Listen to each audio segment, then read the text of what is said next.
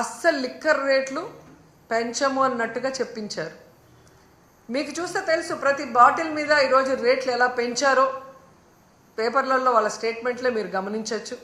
అంతేకాకుండా ఏపీ మొత్తం తెలుగుదేశం పార్టీ జనసేన వాళ్ళు సిండికేట్లుగా తయారయ్యి ప్రతి బాటిల్ మీద 10 నుంచి 20 వరకు ఎలా పెంచుకొని అమ్ముతున్నారో ఏ ఊరికెళ్ళి ఏ తాగుబోతున్న అడిగినా కూడా అర్థమవుతుంది.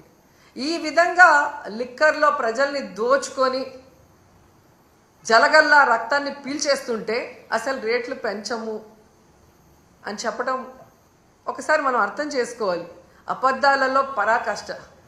అలాగే విద్యుత్ ఛార్జీలు ఎన్నికల్లో స్పష్టంగా చెప్పారు, మేము అధికారంలోకి వస్తే 5 సంవత్సరాలు విద్యుత్ ఛార్జీలు పెంచము అని ఘంటాపథంగా చెప్పిన వాళ్ళు అధికారంలోకి రాగానే 15,000 కోట్లు విద్యుత్ ఛార్జీలు పెంచడమే కాకుండా ఇంకా భారాన్ని పెంచే దిశగా ప్రణాళికలు తయారు చేస్తూ గవర్నర్ గారి చేత విద్యుత్ ఛార్జీలు పెంచలేదు అన్నట్టుగా మాట్లాడించడము చాలా సిగ్గుచేటు చంద్రబాబు నాయుడు గారని ఈ సందర్భంగా తెలియజేసుకుంటున్నాను.